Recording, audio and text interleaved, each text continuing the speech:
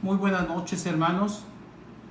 Le agradecemos a Dios que nos permite estar reunidos en esta hora para que podamos seguir con las enseñanzas que hemos tenido a cargo de la última semana que el Señor estuvo con nosotros en esta tierra.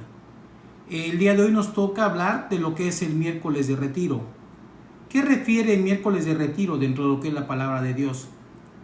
¿Realmente Jesús se retiró porque se encontraba cansado, agobiado?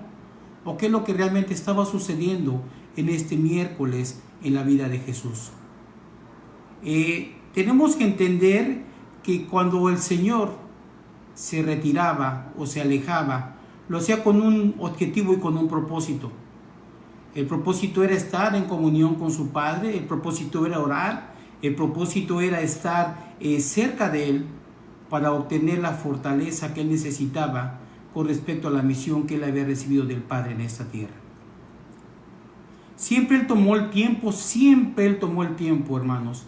Siempre él tomó el tiempo para estar en esa comunión con el Señor, en esa relación de padre e hijo que ellos dos tenían para poder llevar a cabo la obra que había sido encomendada en esta tierra. Podemos encontrar en diferentes versículos dentro de la Biblia que realmente nos enmarcan qué es lo que sucedía cada vez que Jesús se apartaba de sus discípulos, se apartaba de las multitudes con el objetivo de orar. Lo vamos a encontrar, el primero se encuentra en Lucas, en el capítulo 6, versículo 12. Voy a darle lectura para que ustedes escuchen qué es lo que sucedía cuando el Señor se apartaba. Dice, en aquellos días él se fue al monte a orar y pasó la noche orando a su Padre Dios. Luego vamos a ver lo que dice Marcos, en el capítulo 1, en el versículo 35. Dice, levantándose muy de mañana, siendo aún muy oscuro, salió y se fue a un lugar desierto, y allí oraba. Existen muchas referencias bíblicas con respecto a esta situación que el Señor hacía y tomaba para estar a solas y tener esa comunicación con el Padre. Para terminar, hermanos, no es que termine la cita bíblica realmente de esto, pero vamos a tomar una cita bíblica más para hacer referencia con respecto a lo de esto. Dice, mas él se apartaba a lugares desiertos y oraba. El Señor, hermanos, siempre buscó esa comunión, esa comunicación con el Padre para poder estar cerca de Él. A eso se refieren los retiros que el Señor hacía. Nosotros como hijos de Dios debemos de buscar esa parte que el Señor ha dado a la vida de cada uno de nosotros, porque la palabra del Señor dice, porque ejemplo os he dado. Así como yo hice, ustedes también hagan. Y nosotros debemos de hacerlo de la misma manera en que Dios Hijo nos enseñó a nosotros. Vamos a iniciar esta reflexión de esta semana, de este día, hermanos, que la vamos a dividir en dos partes. La primera es la unción de Jesús y la segunda es en Getsemaní. La primera se encuentra en el Evangelio según San Marcos, en el capítulo 14, en el versículo 3. Desde el capítulo 11, hermanos, Marcos nos presenta la última semana de Jesús en Jerusalén. ¿Y en qué terminó esa última semana de Jesús? Se enfocó en ese sacrificio en la cruz para que nosotros tuviéramos vida. Y dice la palabra, vida en abundancia. Dice que después de esto, que aconteció en estos 3 días, en los cuales iniciamos lo que es la Semana Santa, hermanos, dice que Jesús regresa a Betania, pues ahí él residía. Estos 3 días fueron los días más agitados dentro de su ministerio en esta tierra. Domingo, lo escuchábamos a través de la palabra de nuestro pastor, la entrada triunfal a Jerusalén. El día lunes, fue un día donde Jesús demuestra su autoridad. El día de ayer fue un día martes de controversia. Dice, después de tanta enseñanza y fricciones con los religiosos de su tiempo, decide retirarse de la actividad que venía haciendo. ¿Y a dónde se retira Jesús? ¿Cuál es el lugar donde Jesús se siente complacido, se siente a gusto, se siente cordial? Dice la palabra del Señor a través de Marcos, dice que Marcos relata, dice, siendo invitado por Simón el leproso, Posiblemente este Simón el leproso es uno de los leprosos que el Señor había sanado milagrosamente, y Jesús es invitado por Simón a que él pose en su casa, lo invita a compartir alimento, lo invita a compartir una cena, y él acepta de buena voluntad. Aparte que Betania era un lugar donde tenía él muchas amistades, se encontraba Lázaro, se encontraban las hermanas de Lázaro allí, y Jesús en ese refugiaba, era como su lugar de refugio. Jesús predicaba en Jerusalén y Jesús caminaba en las noches para llegar a un lugar de refugio que era Betania, el lugar donde Jesús en las noches recostaba su cabeza. Dice que en esa reunión en la cual Jesús llega a Betania, se encuentra en ese momento, se encuentra en esa reunión, en esa noche, en esa cena, y acontece que estando en esa reunión en la casa de Simón el leproso, ¿sí?, en compañía de sus discípulos, en ese momento todavía contamos a los 12, dice que se reúnen con ellos, y en ese momento llega una mujer, hermanos. O sea, llega una mujer, y en ese momento es cuando empiezan a suceder y acontecer situaciones que más adelante van a ser realce y van a quedar escritos durante la palabra de Dios, y van a ser acontecimientos memorables en la vida de las personas que en ese momento se encontraban unidas ahí.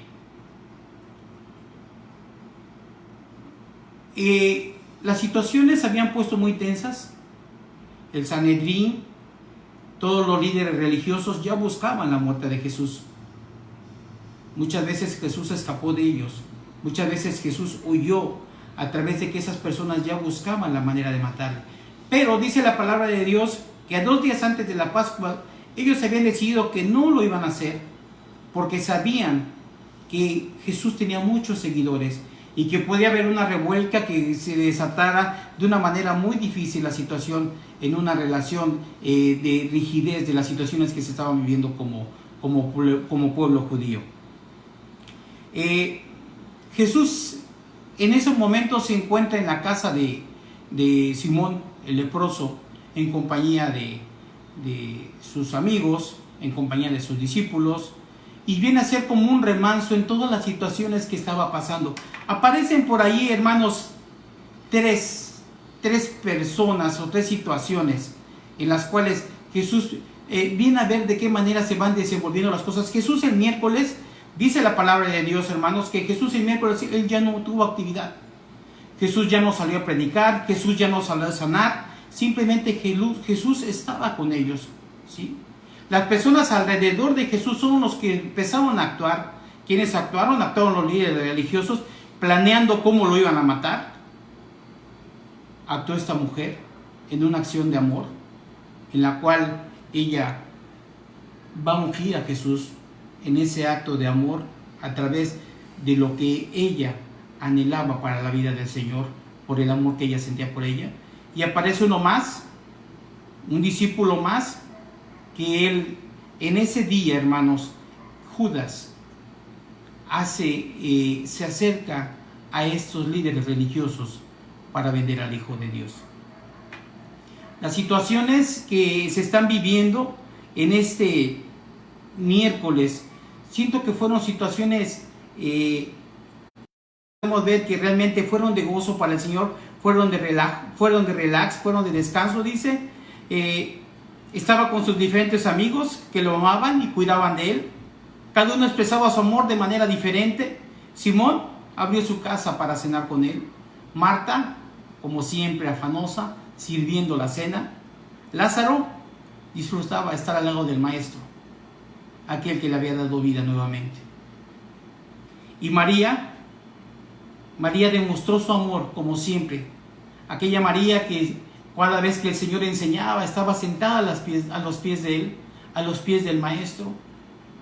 Esa vez quiso tratar de corresponder de una manera especial en la vida de aquel que les había dado todo a ellos, incluso la vida de su hermano.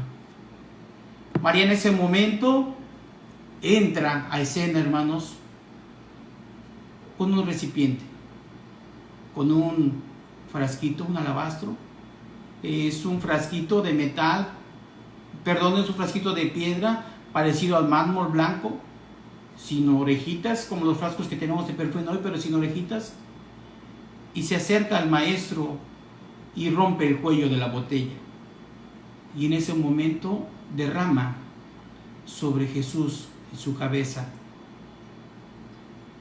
ese ungüento especial, ese nardo puro que ella había comprado posiblemente con mucho sacrificio.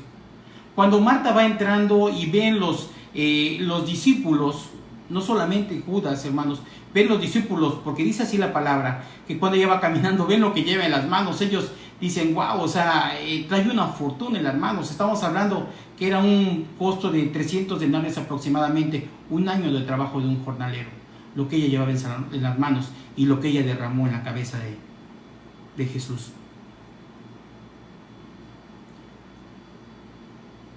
No debemos de pensar que ella estaba exagerando como los discípulos pensaron.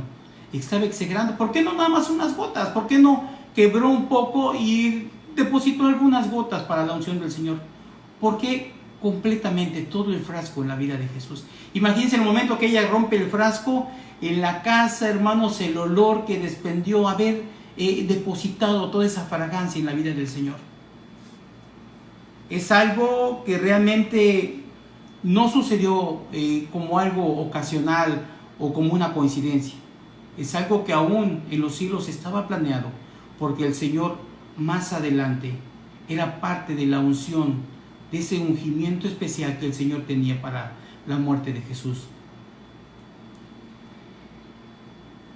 Pero no debemos olvidar quién era Jesús. Nunca debemos olvidar el amor de María por Jesús. Solo esto es el resultado del amor que sentía María por Jesús, y era recíproco el amor que Jesús sentía por sus amigos, por Marta, por María, por Lázaro, por cada uno de aquellos que el día de hoy estaban con ellos en este tiempo de retiro y de reposo para Él.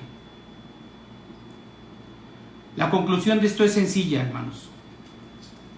¿Podemos saber cuánto amamos al Señor? Quiero que por favor seamos claros en esto y escuchemos esta parte, hermanos. La conclusión de esto es sencilla. Podemos saber cuánto amamos al Señor pensando en lo que estamos dispuestos a entregar. Quiero volver a repetir esta parte porque quiero que enfatizar y ser claro en esto. La conclusión de esto es sencilla. Podemos saber cuánto amamos al Señor pensando en lo que estamos dispuestos a entregar. ¿Recuerdan a Abraham? ¿Recuerdan lo que el Señor le pidió a Abraham? Y que Abraham estuvo dispuesto a entregarlo. ¿Qué es lo que tú le has dado al Señor? ¿Qué es lo que tú has hecho por el Señor? ¿Qué es lo que yo le he dado al Señor? ¿De qué manera he correspondido con ese amor que el Señor ha puesto en la vida de cada uno de nosotros? ¿De qué manera lo hemos hecho, hermanos? Esta parte, hermanos, en la cual el Señor es ungido a través de este nardo puro en su vida, representa que el Señor más adelante iba a fallecer por cada uno de nosotros, por nuestros pecados. Esta es la parte, hermanos, en la cual fue un acontecimiento que ocurrió en este miércoles de retiro. Quisiera hacer mención con respecto a este tipo de situaciones que se vivieron en la casa de Simón el leproso. Quisiera ver de qué manera nosotros como hijos de Dios podemos corresponder de esa manera en la que Dios nos ha amado a cada uno de nosotros. Después de esta unción especial, yo quisiera hablarles de otra parte, hermanos, que para mí resulta muy importante con respecto a esta trayectoria de vida que tuvo el Señor antes de llegar a la cruz, hermanos. Hay una cita bíblica que quisiera que tomemos como base y se encuentra en Lucas, en el capítulo 39, versículo 46. Voy a tratar de leer lectura, hermanos, pero no todos los versículos. Hay un versículo que a mí en especial me gustó bastante a través de estar esto y llamó mucho mi atención. Dice: En el versículo 42 de Lucas, hermanos, en el versículo 42 del capítulo 22 de Lucas dice, diciendo, Padre, si quieres, pasa de mí esta copa, pero no se haga mi voluntad sino la tuya. Y dice el versículo 43, y se le apareció un ángel del cielo para fortalecerle. En esta parte, hermanos, de Getsemaní, después de que el Señor termina de cenar con sus discípulos, después de que el Señor habla con ellos, después de que el Señor les lava los pies, después de que el Señor parte el pan, después de que el Señor toma ese vino con ellos, el Señor les dice en ese momento que salgan y vayan a ese lugar donde Jesús acostumbraba a reunirse, donde Jesús acostumbraba a estar con ellos. Ese lugar, hermanos, es un lugar que hemos escuchado, hemos leído en la palabra. Ese lugar se llama Getsemaní. Y rápidamente, hermano, quisiera mencionar, dice,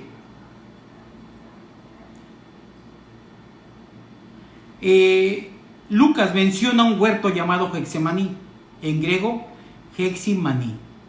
Esta palabra es de origen caldeo y significa prensa de aceite o aceitunas. Esta palabra fue adoptada para un huerto que se encontraba cerca de Jerusalén, aquel huerto donde Jesús era común que él se reuniera con sus discípulos. ¿Y qué es el Getsemaní? El Getsemaní, hermanos, es una prensa, una rueda de un promedio de 130 kilogramos aproximadamente y una viga de madera que es con la cual se le hace presión para prensar lo que se hacía. ¿De qué manera se utilizaba esto, hermanos?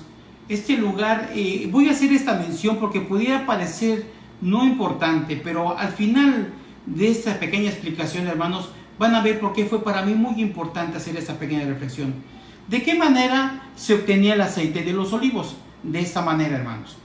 El huerto se encontraba cerca de los lugares donde se encontraban los olivares, ¿sí? Los árboles de los olivos, de las aceitunas, hermanos. Entonces recolectaban aceitunas y en el huerto de Getsemaní, allí es donde estaba la maquinaria para hacer este proceso de extracción del aceite. ¿De qué manera se hacía?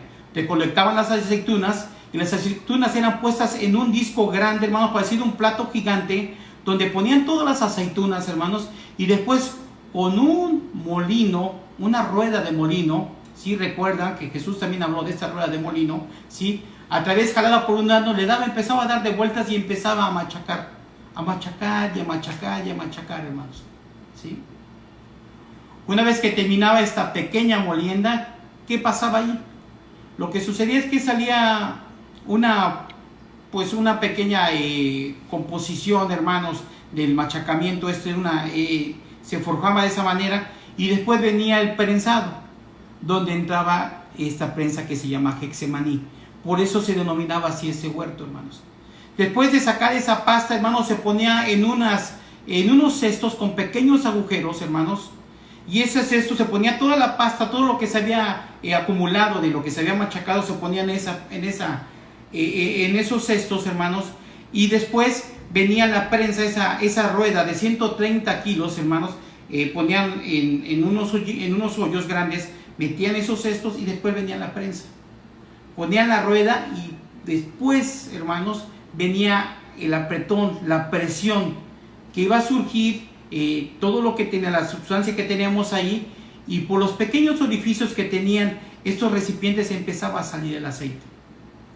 De esta manera se extraía el aceite. ¿Por qué estoy haciendo mención de esto? Por algo muy interesante que me pareció de mí. En primer punto, hermanos, el primer aceite que salía de esta extracción era el que se utilizaba para ungir reyes, para ungir sacerdotes y para ungir profetas. El primer aceite que se sacaba de allí era escogido de esa manera. Pero a mí me pareció esto muy interesante, hermanos, no solamente por ello. Me gustaría que si ustedes en su casa puedan, por favor, vayamos a lo que dice el profeta Isaías. En el versículo 53 es un versículo, hermanos, que muy comúnmente nosotros hacemos mención de él. Pero el día de hoy vamos a darle este enfoque con respecto a lo que es el Getsemaní y lo que vivió el Señor por cada uno de nosotros. Dice, ahora podemos entender al profeta. ¿Y qué dice qué dice el profeta Isaías, hermanos, en el versículo 53, capítulo 53, versículo 5?